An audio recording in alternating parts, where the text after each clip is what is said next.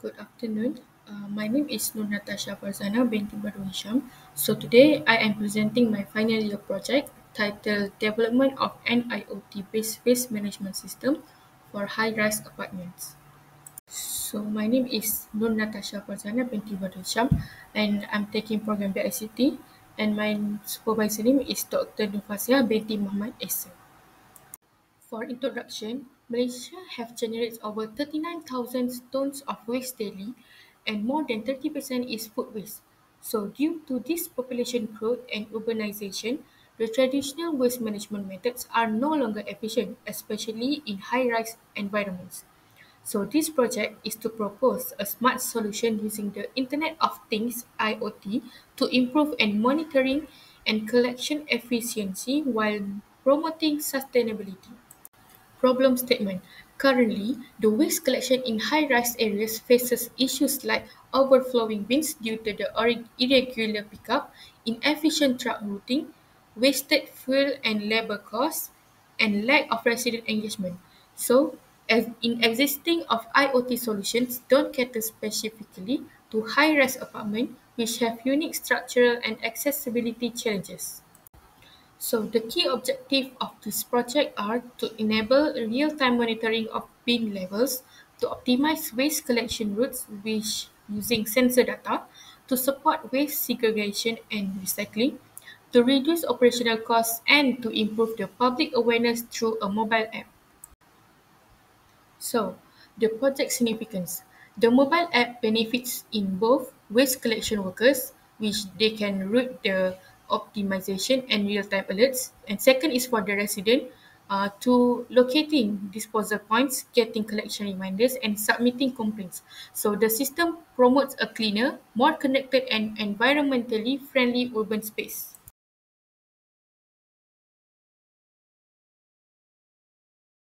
Scope of project. This project focused on a prototype system using ultrasonic sensors to measure bin fill levels, microcontrollers like Arduino Uno and ESP32, a mobile dashboard built with Blink app, and features like location mapping, lead locking, and remote access. Literature review. First one is the key term. About IoT, Internet of Things. It is a network of everyday objects with sensors and technology that connect and share data over the internet. Second is about the waste management system, a plan for handling waste from start to finish to reduce the environmental impact. Third is high-rise apartment, tall buildings with many floors where people live, casually in cities. Smart bin, a trash bin with sensors, an internet connection that shows when it's full and it is, and can help with sorting waste. The next term is about the remote access. It using a device or app to control or view something from far away. Automatic lid locking, a system that opens or closes the trash bin lid automatically. Real-time monitoring, getting instant update and data without delay.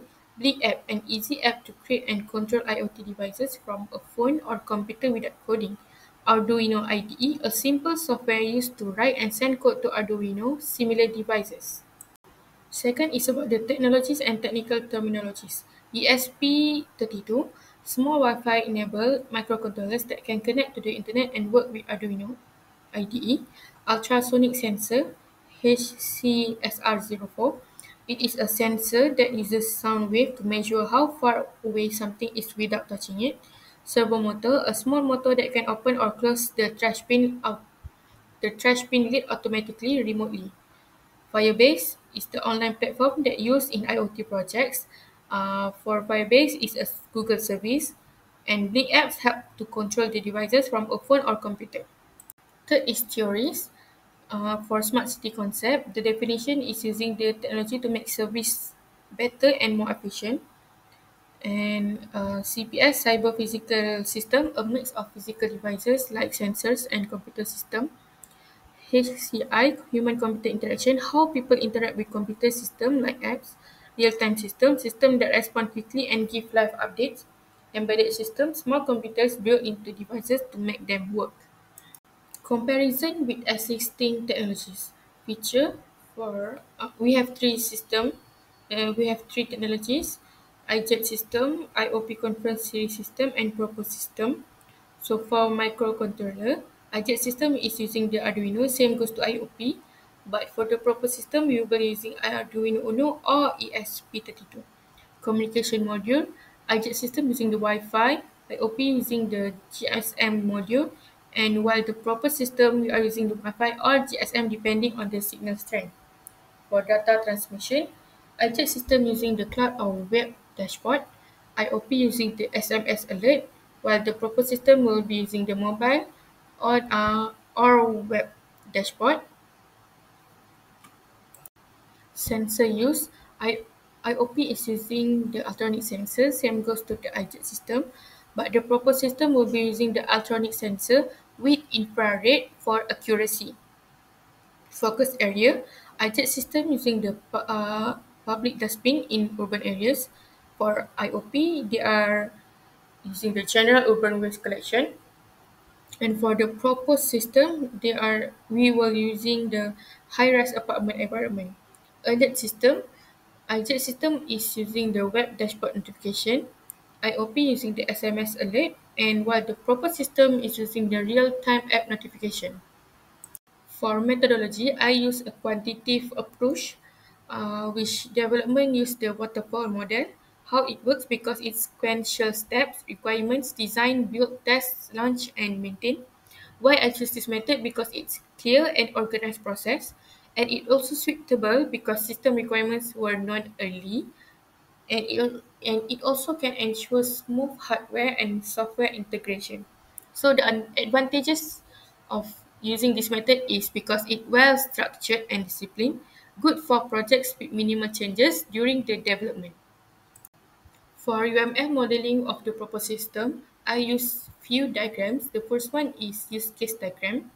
So in this use case diagram, it shows a system that connects five main actors, which we have residents, waste collection authority, system administrator, external feedback system, and sensors. Next diagram is package diagram. We have data processing, data storage, user interface, route planning, feedback and complaints, and also system management. Class diagram is the third diagram that I use. So here it shows the sensors monitor how full each trash bin is and send updates. And then the system will update the bin information including the location and field level. Next, users can also log in to see the real-time bin status, and then they also can send feedback or complaint.